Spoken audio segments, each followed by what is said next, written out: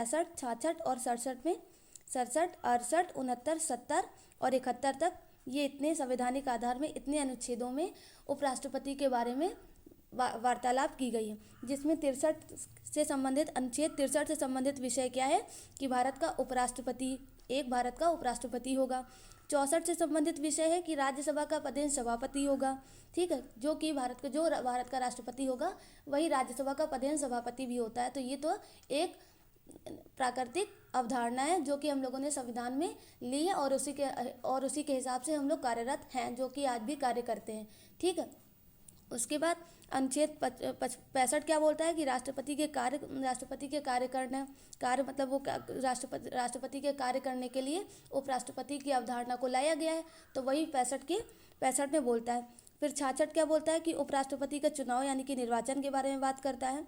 67 क्या है कि उपराष्ट्रपति का कार्यकाल के बारे में हम लोगों को संदर्भित करता है, अवगत कराता है, ठीक है। उसके बाद 68 पद रिक्ति के बारे में बताता है, 69 शपथ के बारे में बताता है और 70 आकस्मिक प्रावधान के बारे में हम लोगों को बताता है। फिर 71 क्या है, निर्वाचन से संबंधित विवाद के बारे में, जो कि उपराष्ट्रपति के निर्वाचन से संबंधित जो भी विवाद होते हैं उनके बारे में हम लोगों को बताता है, ठीक। तो अब हम लोग इतना ही इन आर्टिकल के तौर पे याद कर सकते हैं। अब आगे देखिए, देखो उपराष्ट्रपति का पद यानी कि भारत का दूसरा सर्वोच्च संवैधानिक पद है, ठीक। संवैधानिक पद का मतलब होता है कि संविधान में इसके बारे में दिया गया है, ठीक।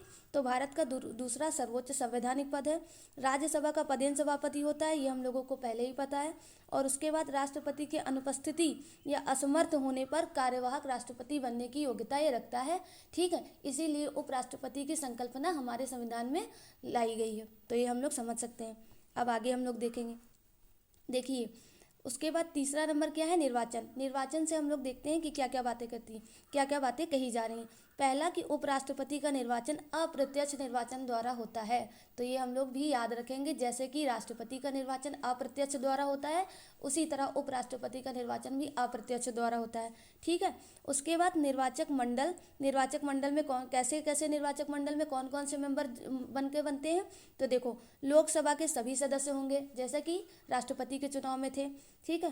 मतलब निर्वाचित लोकसभा के सभी निर्वाचित सदस्य। अब देखो उपराष्ट्रपति और राष्ट्रपति के चुनाव में डिफरेंस कहाँ पे आ जाता है, क्योंकि राष्ट्रपति के चुनाव में हम लोगों ने पढ़ा था कि लोकसभा के सभी सदस्य होंगे और राज्यसभा के सभी सदस्य होंगे, कौन से, निर्वाचित। लेकिन अब उपराष्ट्रपति के चुनाव में क्या हो जाता है, प्लस मनोनीत भी जुड़ जाते हैं, ठीक है। तो हम लोग इतना ये डिफरेंस के तौर पर अब याद रख सकते हैं। आई होप आपको हमने दोनों तरफ से तुलना करके बता दी है, तो अब ये एग्जैक्ट आपके माइंड में बैठ जाएगा, ठीक है। तो अब इसी तरह याद रखना कि राष्ट्रपति और उपराष्ट्रपति के चुनाव में, राष्ट्रपति के चुनाव में लोकसभा और राज्यसभा के दोनों निर्वाचित सदस्य होते हैं, पर उपराष्ट्रपति की बात करते हैं तो हम मनोनीत भी उसमें जोड़ लेते हैं, ठीक है। तो ये अब ईजी हो गया आप लोगों के लिए याद रखना। उसके बाद राज्य विधानसभाएं शामिल नहीं हैं, राज्य विधानसभाएं शामिल नहीं है। जिस तरह राष्ट्रपति के चुनाव में राज्य विधानसभा और यूटीज की विधानसभा शामिल थी, लेकिन उपराष्ट्रपति में राज्य विधानसभाएं शामिल नहीं है, तो ये हम लोग याद रखेंगे। उसके बाद प्रणाली क्या होती है कि आनुपातिक प्रतिनिधित्व प्रणाली द्वारा, एज इट इज राष्ट्रपति के द्वारा, राष्ट्रपति के साथ मतलब राष्ट्रपति के समान, और गुप्त मतदान द्वारा, एज इट इज राष्ट्रपति के समान। तो ये आई होप आप लोगों को क्लियर हो गए होगी इतनी बातें, ठीक। एक बार फिर से हम बता देते हैं। देखो निर्वाचक मंडल में कैसे लोकसभा और राज्यसभा के निर्वाचित प्लस मनोनीत सदस्य, विधानसभा के सदस्य शामिल नहीं होंगे क्योंकि उपराष्ट्रपति का मामला सिर्फ केंद्र तक सीमित होता है, राज्य में उसका कोई मतलब नहीं होता, तो इसलिए राज्य से संबंधित कोई भी विधानसभा के सदस्य वगैरह उसमें शामिल नहीं होते हैं। तो ये हम लोग एडिशनल इन्फॉर्मेशन के तहत याद रखेंगे। और उसके बाद प्रणाली अनुपातिक प्रतिनिधित्व प्रणाली होती है और गुप्त मतदान होता है। आई होप अब आप लोगों को अच्छी तरह से ये स्टेटमेंट और ये तरीका क्लियर हो गया है, ठीक है। अब हम लोग आगे बढ़ेंगे। क्वालिफिकेशंस यानी कि पात्रता में हम लोग देखेंगे कि भारत का नागरिक होता है, ठीक है। उसके बाद न्यूनतम आयु 35 वर्ष की होती है, ठीक है ना। फिर राज्यसभा सदस्य बनने योग्य होता है, ये भी सही है। और उसके बाद किसी लाभ के पद पर नहीं हो, तो ये चार शर्तें हैं फॉर काहे के लिए, मतलब किस चीज़ के लिए, क्वालिफिकेशंस के लिए, फॉर क्वालिफिकेशंस, ठीक। उसके बाद हम लोग आगे बढ़ेंगे। देखो कार्यकाल क्या है, कार्यकाल मतलब टेन्योर की बात आर्टिकल नंबर 67 में की गई है, जिसके तहत 5 ईयर्स का टेन्योर होता है। सब प्रेसिडेंट का यानी कि उपराष्ट्रपति का पुनर्निर्वाचन संभव है, ठीक है। उसके बाद त्यागपत्र राष्ट्रपति को देता है, तो ये हम लोग इम्पॉर्टेंट याद रखेंगे, ठीक है। उसके बाद पद पर तब तक रहता है जब तक नया राष्ट्रपति चुनकर नहीं आ जाता है, तो ये हम लोगों को अब याद हो जाएगा। अब हटाने की प्रक्रिया यानी कि रिमूवल की बात, रिमूवल देख लेते हैं इनका। केवल राज्यसभा में प्रस्ताव पेश किया जाता है। जैसे कि हमने राष्ट्रपति के बारे में पढ़ा था कि राष्ट्रपति का जब महाभियोग लगता है, यानी कि आर्टिकल 61 के तहत जब राष्ट्रपति पर महाभियोग लगाया जाता है, तो लोकसभा या राज्यसभा दोनों में से किसी भी सदन में प्रस्ताव लाया जा सकता है। लेकिन उपराष्ट्रपति यानी कि सब प्रेसिडेंट के मामले में क्या होता है कि सिर्फ केवल और केवल राज्यसभा में ही इनका प्रस्ताव लाया जाएगा फॉर रिमूवल सब प्रेसिडेंट। ओके, तो अब हम लोग ये बात याद रखेंगे। फिर साधारण बहुमत पर्याप्त है ना। उसके बाद लोकसभा की सहमति आवश्यक होती है और महाभियोग प्रक्रिया नहीं लगती है इनके ऊपर। महाभियोग प्रक्रिया द्वारा इनको नहीं हटाया जाता है। इनको हटाने के लिए राष्ट्रपति द्वारा, हाँ तो देखो, इनको हटाने के लिए केवल राज्यसभा में प्रस्ताव पेश किया जाएगा, ठीक है। तो राज्यसभा में प्रस्ताव पेश किया जाता है कौन से आर्टिकल के तहत? 67 का क्लॉज बी के तहत, ठीक है, जिसमें इनको 14 दिन पहले नोटिस दी जाती है और उसके बाद इनको हटाया जाता है। जिसमें राज्यसभा में इनको प्रभावी बहुमत चाहिए होते हैं और लोकसभा में इनको साधारण बहुमत से पेश करके हटा दिया जाता है। तो इतनी बात हम लोग याद रखेंगे। उसके बाद ओथ यानी कि शपथ कैसे? आर्टिकल 69 के तहत इनको शपथ दिलाने का काम राष्ट्रपति द्वारा किया जाता है। उसके बाद उपराष्ट्रपति की शक्तियाँ और कार्य के बारे में हम लोग देखते हैं। उपराष्ट्रपति की पावर्स एंड फंक्शंस के बारे में हम लोग पहला देखेंगे कि राज्यसभा के सभापति के रूप में, जो कि हम लोग पहले ही इस बात से अवगत हैं। जिसमें कार्यवाही अध्यक्षता ये निभाते हैं, अनुशासन बनाए रखना इनका कार्य होता है, निर्णायक मत पर ये वोटिंग करते हैं और प्रश्नों का निर्णय ये स्वयं लेते हैं और सदन की गरिमा बनाए रखना इनका कार्य भी होता है। फिर उपराष्ट्रपति राज्यसभा का सदस्य नहीं होता है, ये बात हम लोग याद रखेंगे, क्योंकि ये उपराष्ट्रपति राज्यसभा का पदेन सभापति होता है, इसलिए राज्यसभा का मेंबर नहीं होता है, ठीक। तो हम लोग ये इतनी बात याद रख सकते हैं। उसके बाद राष्ट्रपति के रूप में इनकी भूमिका क्या हो जाती है?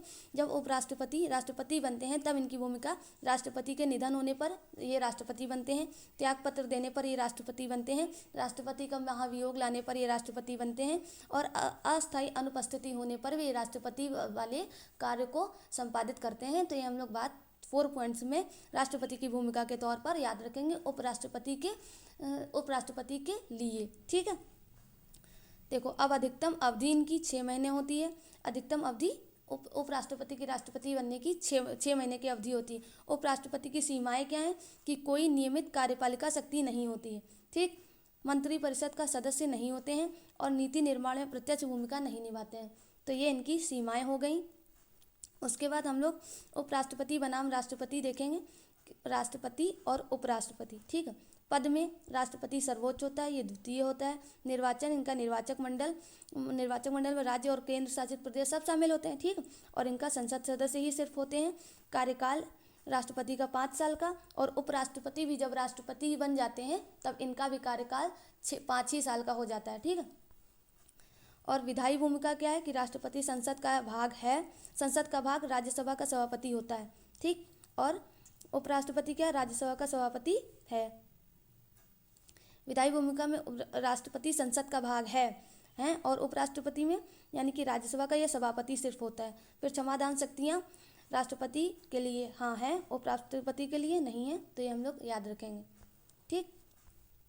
हालांकि क्षमादान शक्तियाँ उपराष्ट्रपति के बारे में तो कोई वार्तालाप करनी ही नहीं चाहिए। क्षमादान शक्तियाँ राष्ट्रपति और राज्यपाल के कंपैरिजन में हम लोग पढ़ते हैं, तो ये पॉइंट हम यहाँ पे इग्नोर कर सकते हैं, ठीक है। अब देखो, उपराष्ट्रपति बनाम राज्य सभापति, ठीक है। देखो, उपराष्ट्रपति और राज्य सभापति, यानी कि उपराष्ट्रपति होता तो राज्य सभापति है, लेकिन क्या कर सकता है और क्या नहीं कर सकता है, तो इस सापेक्ष में हम पढ़ेंगे। सदस्यता, उपराष्ट्रपति सदस्य नहीं है राज्यसभा का, ठीक है। और ये भी राज्य का सभापति भी नहीं होता है। मतदान ये केवल टाई होने पर देते हैं, ये भी नहीं देते हैं। नियुक्ति, उपराष्ट्रपति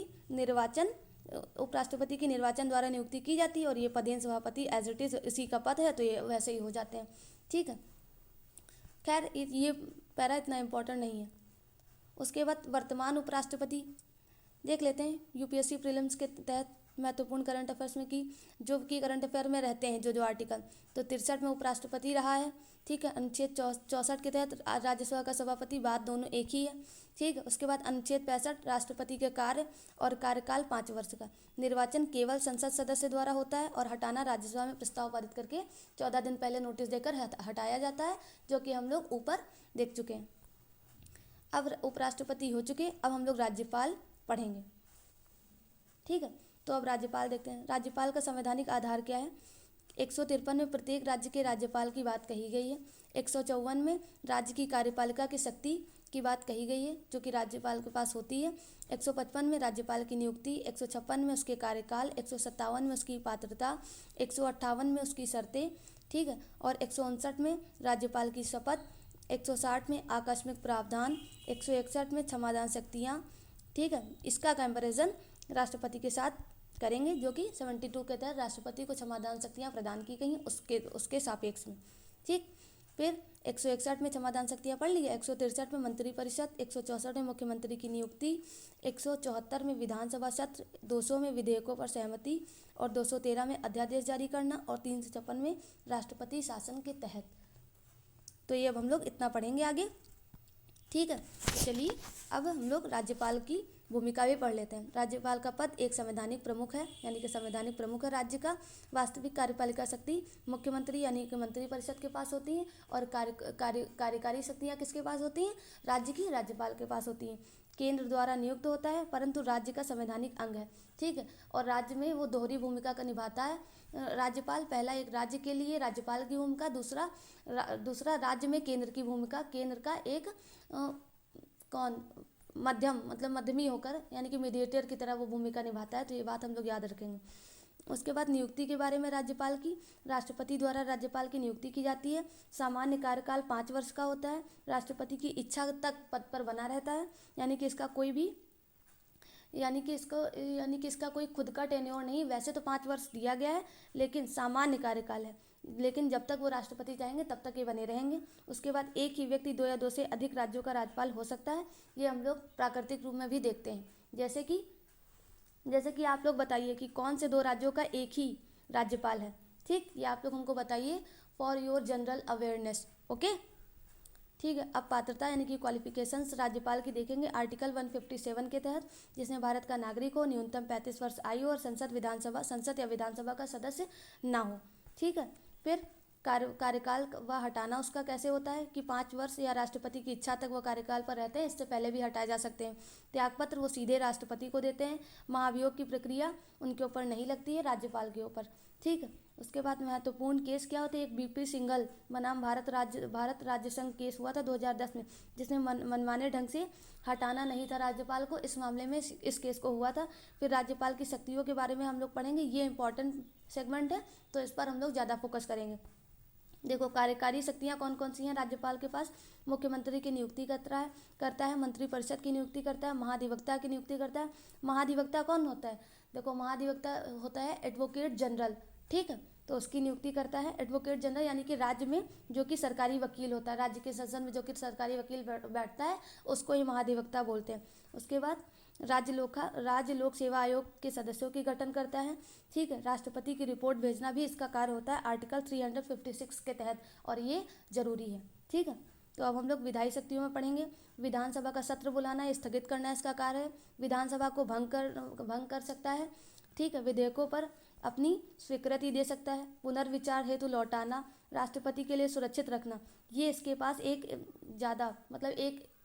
राष्ट्रपति से ज़्यादा इसके पास पावर होती है। ठीक है, तो जो कि अनुच्छेद 200 के तहत ये काम करता है। ठीक है, तो ये हम लोग याद रखेंगे। फिर अध्यादेश जारी करने की शक्ति राज्यपाल के पास 213 के तहत होती है। ठीक है, उसके बाद वित्तीय शक्तियों में धन विधेयक की अनुशंसा करता है, बजट सदन में प्रस्तुत करता है और आकस्मिक निधि का प्रयोग करता है। ठीक, उसके बाद न्यायिक शक्तियों में हम लोग क्या देखते हैं कि 161 के तहत दंड माफ़ी, कम करना या स्थगित करने का काम इसका होता है। ठीक है, यानी कि मृत्यु दंड को छोड़कर ये बाकी सजाओं को कम कर सकता है या माफ़ कर सकता है। तो ये आर्टिकल 161 में इसको पावर दी गई है, लेकिन मृत्यु दंड को क्षमा करने की शक्ति सिर्फ राष्ट्रपति के पास है, जो कि आर्टिकल नंबर 72 के तहत है। तो ये हम लोगों को पहले ही पता है।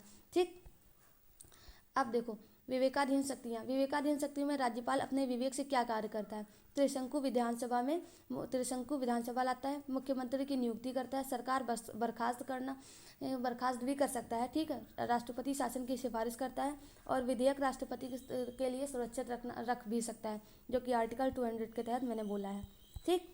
उसके बाद राज्यपाल की सीमाएं क्या क्या हैं। राज्यपाल की सीमाओं में मंत्रिपरिषद की सलाह मानना इसका अनिवार्य है। इसका अनिवार्य काम है, नाम मात्र का ये प्रमुख होता है और केंद्र पर निर्भरता इसकी होती है राज्यपाल की, ठीक। फिर राज्यपाल की विवादित भूमिका क्या कर रही है, क्योंकि अनुच्छेद 356 के तहत ये दुरुपयोग करता है किसका, अनुच्छेद 356 के तहत ये अपनी शक्तियों का दुरुपयोग करता है, ठीक है। अनुच्छेद 356 के तहत ये कौन सी राज्य में राष्ट्रपति शासन लाने की बात करते हैं, ठीक है। तो ये कभी कभी राजनीतिक पक्षपात का मुद्दा बन जाता है और सरकार के गठन में हस्तक्षेप का भी मुद्दा बन जाता है, ठीक है। तो ये एक विवादित मुद्दा हमेशा रहा है और ये विवादित आर्टिकल भी रहा है 356 और 200 दोनों, ठीक है। उसके बाद महत्वपूर्ण न्यायालयीय निर्णय क्या कौन कौन से रहे हैं, पहले हम लोग देख लेते हैं केस और महत्व में।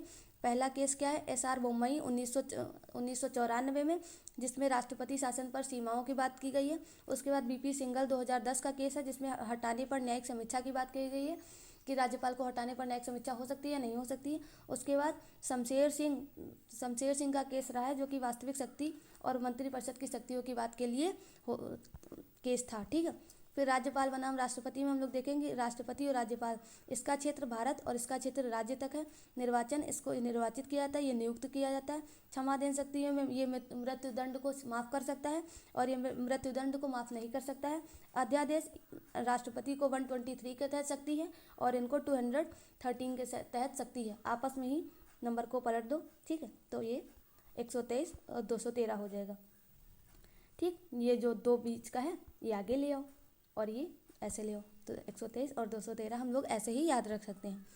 तो अब प्रीलिम्स के लिए ऐसे ही शॉर्ट पॉइंट्स में देख लेते हैं। 153 में राज्यपाल की बात है, 161 में क्षमादान की पावर है, 213 में अध्यादेश की बात कही गई है, 5 साल का टेन्योर होता है, नियुक्ति राष्ट्रपति करते हैं, वास्तविक शक्ति मंत्रिपरिषद के पास होती है। तो ये हम लोग पढ़ेंगे, ठीक है। अब चलो आगे हम लोग भारत के प्रधानमंत्री के बारे में बात करते हैं। प्रधानमंत्री एक संवैधानिक आधार है, ठीक है। अनुच्छेद और विषय के तहत इसकी पावर्स को पढ़ेंगे। पहला, अनुच्छेद 74 में मंत्रिपरिषद की बात कही गई है। अनुच्छेद 75 में प्रधानमंत्री की नियुक्ति व कार्यकाल की बात है। 77 में भारत सरकार के कार्य की बात है।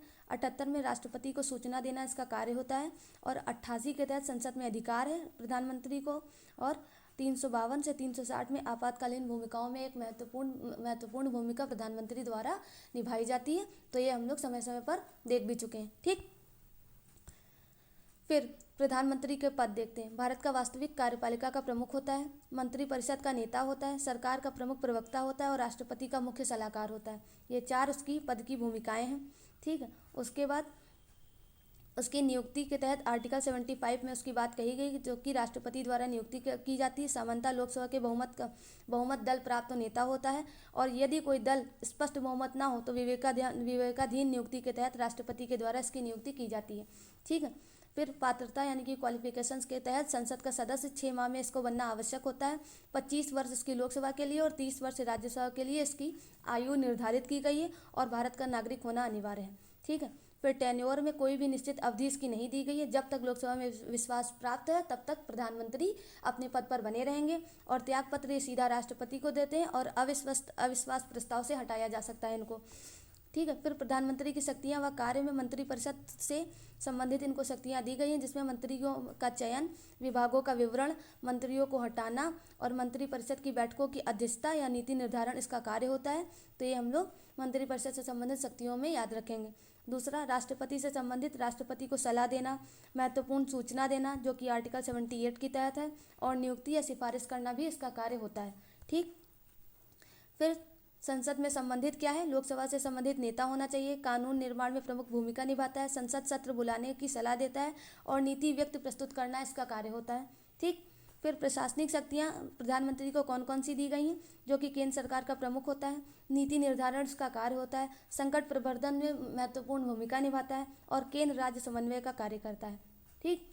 फिर विदेशी नीति में क्या क्या प्रधानमंत्री द्वारा कार्य किए जाते हैं, अंतर्राष्ट्रीय समझौते में भाग लेते हैं, विदेशी दौरे पर जाते हैं और वैश्विक मंचों पर भारत का प्रतिनिधित्व करना प्रधानमंत्री की भूमिका होती है। ठीक है। फिर प्रधानमंत्री की स्थिति क्या है, संविधान में प्रधानमंत्री का उल्लेख सीमित है, लेकिन व्यवहार में प्रधानमंत्री सबसे शक्तिशाली पद है। ठीक, तो व्यवहार में हम लोग देख सकते हैं और संविधान में इनका पद सीमित है। उसके बाद प्रधानमंत्री बनाम राष्ट्रपति के में हम लोग देखेंगे कि आधार और राष्ट्रपति और प्रधानमंत्री। पहला आधार क्या होगा, पद। तो राष्ट्रपति का पद क्या है, संवैधानिक प्रमुख होता है, प्रधानमंत्री वास्तविक प्रमुख होता है। दूसरा आधार क्या है, शक्ति। तो राष्ट्रपति क्या होता है, राष्ट्रपति के पास नाम मात्र की शक्ति होती है और प्रधानमंत्री के पास वास्तविक शक्ति होती है। तीसरा आधार क्या है, भूमिका। तो राष्ट्रपति की भूमिका औपचारिक होती है और प्रधानमंत्री की भूमिका निर्णयकारी होती है। चौथा आधार क्या है, मंत्रिपरिषद। तो राष्ट्रपति मंत्रिपरिषद की सलाह को मानना उसका काम होता है, उसका अनिवार्य है। और उसके बाद प्रधानमंत्री नेतृत्व करता है मंत्रिपरिषद का। ठीक है। अब हम लोग क्या पढ़ेंगे, प्रधानमंत्री बनाम मुख्यमंत्री। देखो, आधार, प्रधानमंत्री और मुख्यमंत्री।